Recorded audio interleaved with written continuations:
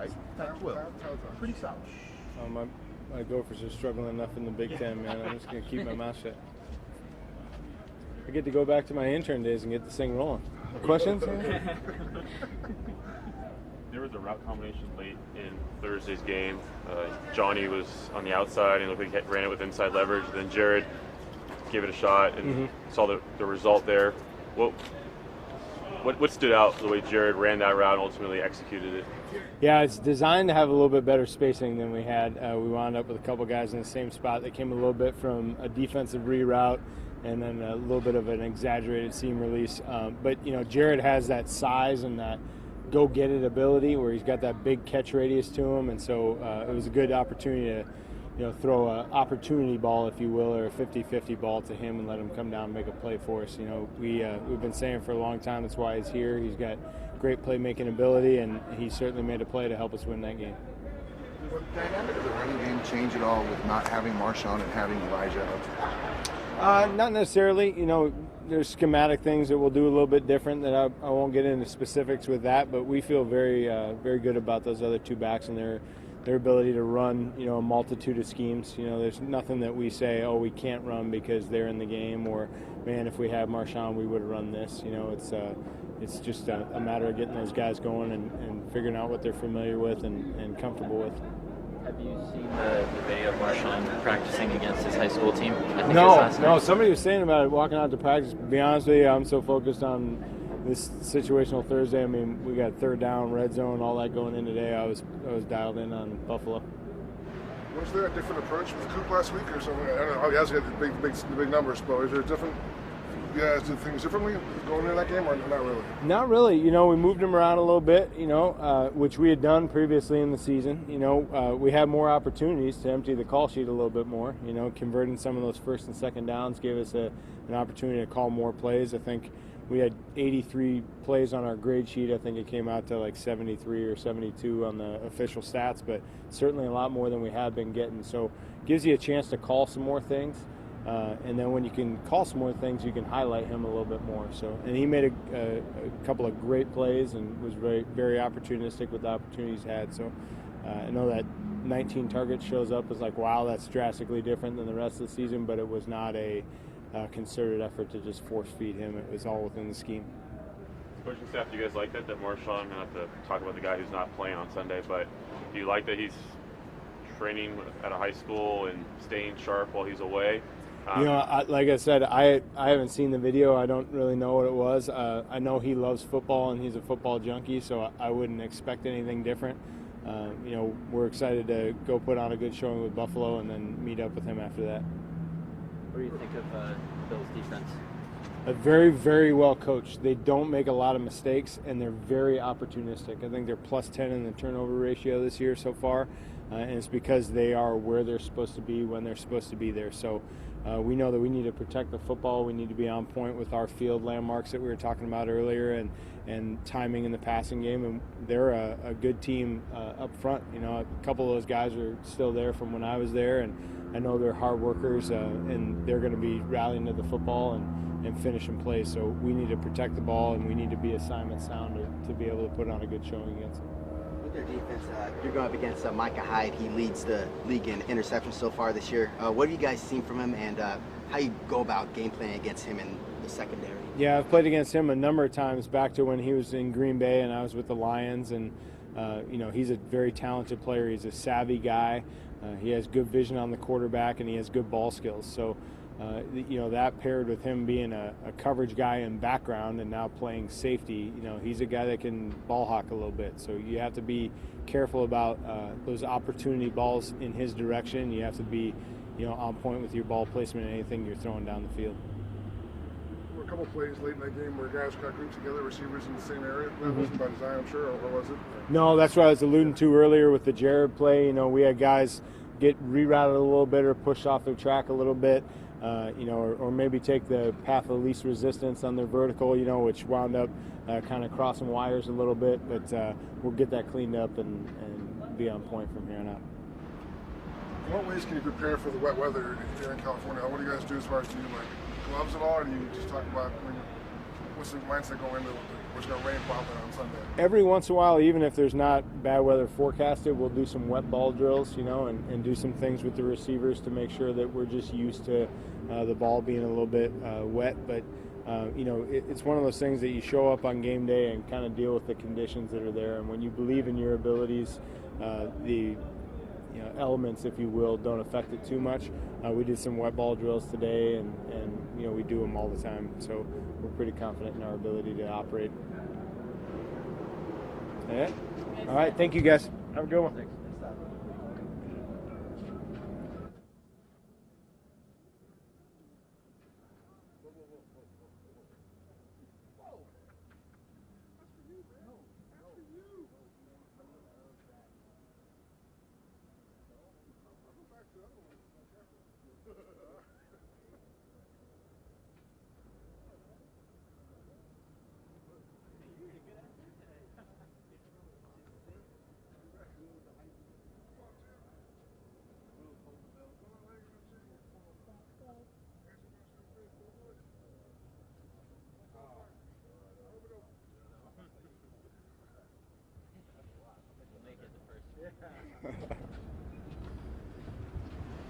What's going on in his ear, Navarro, when he's got the green dot and you have a bit of an allotted time to talk to him? Maybe not just a play call. Do you have any cues about certain aspects of his assignment? Well, Navarro is he's a seasoned veteran. He's an All-Pro a few times over, so he understands the game. It's just a matter of him getting our terminology, which for him has been no problem. And to be able to talk to him, a linebacker who understands what we're talking about, and you can see the type of results you get. He's smooth, he's smart, he's a playmaker. He brings like a calmness to the huddle that we haven't seen, and we're very happy that he's on our team. When you had him last week, you talked about all the time he put in getting ready. So Right. I'm going to do this. Did you or any other coach spend a lot of time one-on-one with him, or did you kind of just leave him up to his own devices? Oh no, he and the linebacker coach Sal spent a lot of time together. In the off times, before work, after work, a lot of homework, and he was dedicating himself. He was obsessed with playing and playing every down. We came into it trying to give him just little pieces of the meal, and he wanted the whole feast. He wanted the whole plate, and he was prepared. He was ready. He wanted it, and his performance was just a result of the way he prepared during the week. When you got him, were you just thinking, man, this first week we could just get him 10, 20 plays, we'll be good, or did you even think about that at that point? Well, again, he's a seasoned veteran. He's an All-Pro who's been playing at a high level for a long time. You can't put any limits on a man like that who has a high opinion of himself, a high opinion of his game, and he's played well. He's been considered the best linebacker for a while. So to have him on our team and to see it firsthand, and to have the younger players see that example of that's what it takes, that's what it looks like, and to get the type of results he did is very important for our young guys, because we have a lot of young people in that position. What's the emotional reaction when you're on the sideline and you guys work to put your players in position to make plays, take calculated risks, and Right. Keith has that one and it goes so sideways? Well, you have to keep coaching, you have to keep teaching, obviously, and we have to teach him how to catch better, But Keith he worked really hard to get himself back on the field. He worked really hard to get himself in that position, and it's about making plays. I think it's one thing to study it, it's one thing to practice it, it's one thing to actually be on the field, it's another thing to go up and make the play. So it's a process that has to be done, and I think that younger players or players who haven't played a whole lot of football, those things, it's not an easy game. It's very difficult, and to put it all together, it's hard. And that's where he is in that position. He has to put it all together.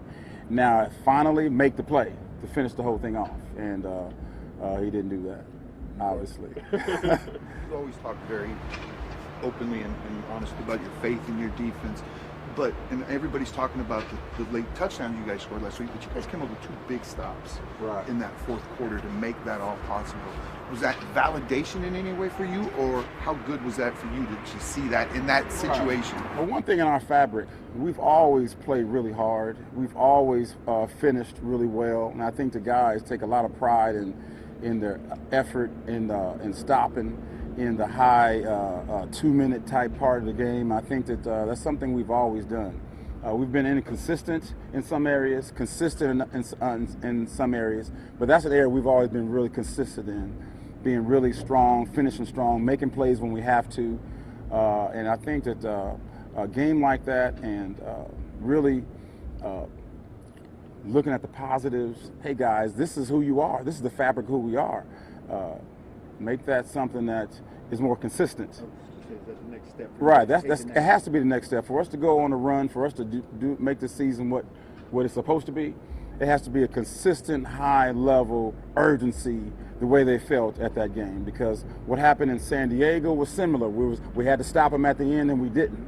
And they didn't want that to happen again. So we go into the very next week. 3 minutes left. You got to make a stop. Hey, it's on the defense, and let's go and make the play. And they did it several times. When you see a cornerback in TJ leading the team in tackles, is that indicative of offenses moving the ball downfield? Or would you rather see a guy up front leading the team in tackles? Well, this means they're throwing the ball a lot. You know, there's a lot of throws. There's a lot of passes. That's all that means. TJ does seem, on that topic, to be somebody around the building who's regarded as a very cerebral player. What to you stands out in that regard? Well, TJ has been outstanding. He's been consistent. He's been one of our high-level, very good players, somebody you can really depend on.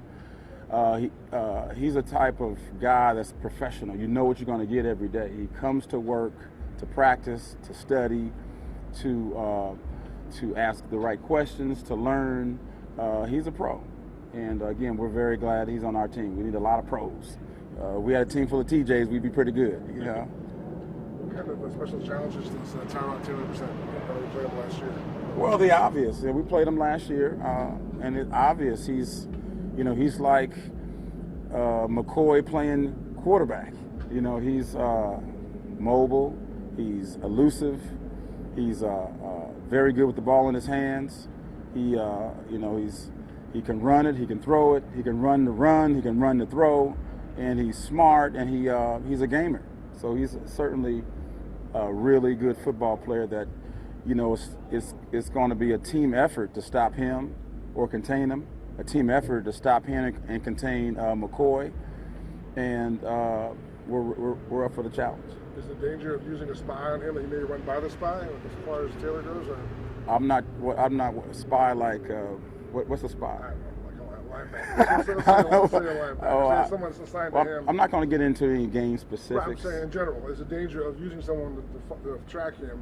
Is he too fast? Does it may work against that strategy? Or? I'm not going to talk any specifics. I don't know that. That's awesome. I showed 0 interceptions through 7 games, but aside from maybe 1 or 2 examples last week, do you see players in position, like you were saying, to make some of those plays and it just hasn't happened yet, or what do you attribute that? Oh yeah, you can go to a few plays. I mean, we played the Redskins, the ball was in the air, 50-50 ball on Emerson. Reggie dropped one. There was another couple 50-50 balls against the Jets where the guy has to go up and make the play. The ball isn't just going to come to you. You have to go up and get it. You have to want it. You have to practice it, and you have to play make it. You have to go up and make the play on it.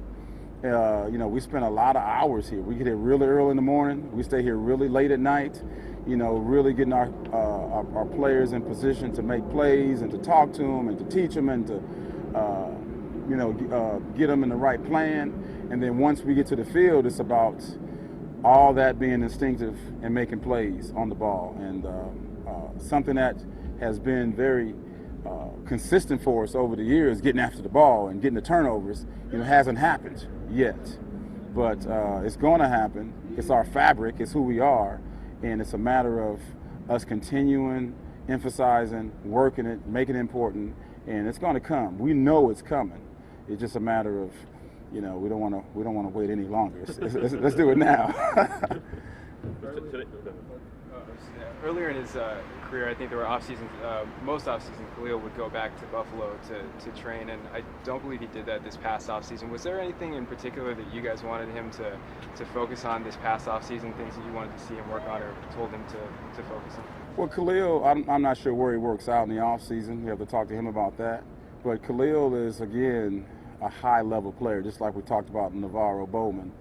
They understand, and they study, and they watch other players, and they are always trying to get better and trying to find different ways to get an edge. So he's that type of guy that has that extra intangible to always trying to improve and get better. So some guys you worry about, and some guys you don't worry about. He's one of those guys you don't worry about. Today's turnover Thursday, right? Is that... Yes. I know my calendar. How are interceptions emphasized on a day like today each week? Well, it's talked about. It's shown on film. It's emphasized on the field. We go to the field where we have to get 3 turnovers today. We have to get so many attempts on the ball, different drills, turnover circuits that we may or may not do. It's just an emphasis on the ball and how important it is. And there's stats out there to show, you win a lot of ball games if you get 1 turnover. You get more. Your percentages are higher when you get 2 turnovers in a game. So those things are real important to our winning. And winning, everybody likes to win. And we need to continue to stack these wins together. And for us to get those wins that we want, getting that ball is it's going to be a big part of it. So turnovers are greatly emphasized. DeAndre Thompson, he hasn't been with the Buffalo Bills for a very long time, but based off of what you've seen with him on film, what elements does he add to the Buffalo Bills offense? He's highly targeted, a good player, a guy that the quarterback likes, and we're up to the challenge. We're up to the challenge to cover him. All right, thanks, guys. Thank you. Thank you. Thank you.